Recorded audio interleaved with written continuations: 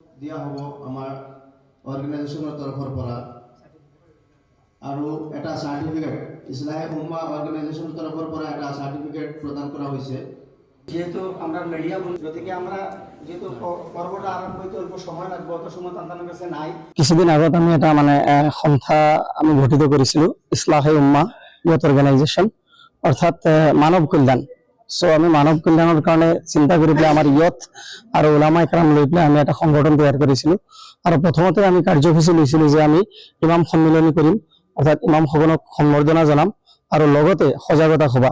আপোনালোকে জানে আজিৰ দিনত আমাৰ সমাজত কিদৰে ড্ৰাগছ বিয়পি পৰিছে, বাল্য বিবাহৰ দৰে আদি কুকৰ্মবিলাক চলি আছে, এইবিলাকৰ ওপৰত আমি সজাগতাৰ কাৰণে আমি এইটো কৰিছো।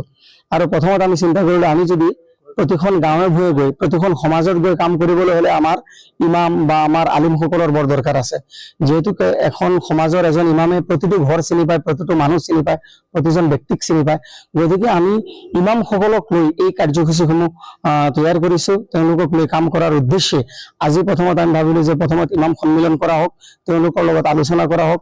আৰু ইতিমধ্যে কিছু আলোচনা হৈছে আমাৰ, আৰু কিছু আলোচনা অলপ পিছত আমাৰ মুকলি সভা থাকিব, তাতো কৰা হ'ব, যাতে কিদৰে তেওঁলোকক লৈ আমি আমাৰ সমাজখন নিকা কৰিব পাৰো, কুকৰ্মবিলাকৰ পৰা কেনেকুৱা আমাৰ যুৱ চামক আঁতৰাই দিব পাৰো। আপোনালোকে ইয়াতো এদিন দুদিন পিছে পিছে কিছুমান ধৰা পৰা যায়, দেখা যায় যে আমাৰ যুৱকবিলাক, আমাৰ যুৱ চাম বিনষ্ট হৈ আছে বা কিছুমান বাল্য বিবাহৰ দৰে কাম চলি আছে।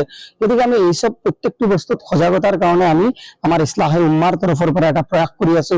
আৰু সেই প্ৰয়াসত আমি বিচাৰিছো যে প্ৰতিজন নাগৰিক আমাৰ লগত আহক। তো স্পেচিয়েলি খাস কৰি আমি ভাবিছো যে আমাৰ ওলামা একৰাম যিসকল আছে, আলিম সমাজে আমাৰ লগ দিয়ক। এই উদ্দেশ্যেৰে আজিৰ সভাখন আমি অনুষ্ঠিত কৰিছো। আজি যেটো প্ৰগ্ৰাম ইয়াত কৰা হৈছে ইছলাহে উম্মাৰ নামত, এই সংগঠনটো আমি আজি কেইদিনমান আগত বনাইছো। দেখিছো যে আমাৰ গাঁৱৰ এইবিলাকত মানুহে মদ, গাঞ্জা, ড্ৰাগছ এইবিলাকত লিপ্ত হৈছে।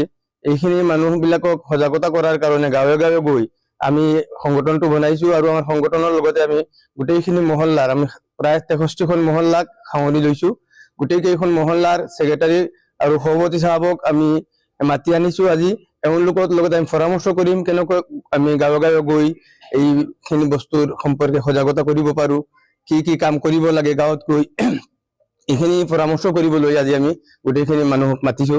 আমাৰ মূল উদ্দেশ্য হ'ল সমাজৰ পৰা কুসংস্কৃতিখিনি, নিশা জাতীয় দ্ৰব্যখিনি কেনেকৈ আমি নাই কৰিব পাৰো, এইবিলাক বস্তুৰ পৰা আমাৰ সমাজখনক কেনেকৈ আমি পাক চাফ কৰিব পাৰো, সেইটো আমাৰ মূল উদ্দেশ্য। মই এইটোৱে অনুভৱ কৰিছো যে আজিৰ এটা বিশেষ অনুষ্ঠান, এই অনুষ্ঠানতে ইমামসকলক সম্বৰ্ধনা জনাব, ইয়াৰ লগতে সজাগতা সভাও ৰখা হৈছে। এই সজাগতা আমাৰ বাল্য বিবাহৰ পৰা আৰম্ভ কৰি ধঁপাতযুক্ত মুক্ত কৰাৰ কাৰণে আৰম্ভ কৰি ইমামসকল যিহেতু আমাৰ সমাজৰ এটা অংগ, বিশেষ ডাঙৰ অংগ। প্ৰত্যেক শুকুৰবাৰে ইমামসকলে আমাক ওয়াজ কৰে, তাত ধৰ্মীয় কথাৰ লগতে আমাৰ সামাজিক কথাবিলাকৰ কথা কয়। বাল্য বিবাহৰ পৰা আৰম্ভ কৰি অন্যান্য যিবিলাক কুকৰ্ম আছে, অন্যান্য যিবিলাক সামাজিক ব্যাধি আছে, সেইবিলাকো তেওঁলোকক মিডিয়া দি আমি গাঁৱৰ মহল্লাৰ মানুহখিনি সহজে উপলব্ধ হ'ব পাৰে। গতিকে আমি সেইকাৰণে ধঁপাত জাতীয় সামগ্ৰীৰ পৰা প্ৰথমে আৰম্ভ কৰে। ধঁপাত জাতীয় সামগ্ৰী আৰম্ভ কৰাৰ পিছতে তাৰপিছত সিহঁতে ড্ৰাগছলৈ যায়।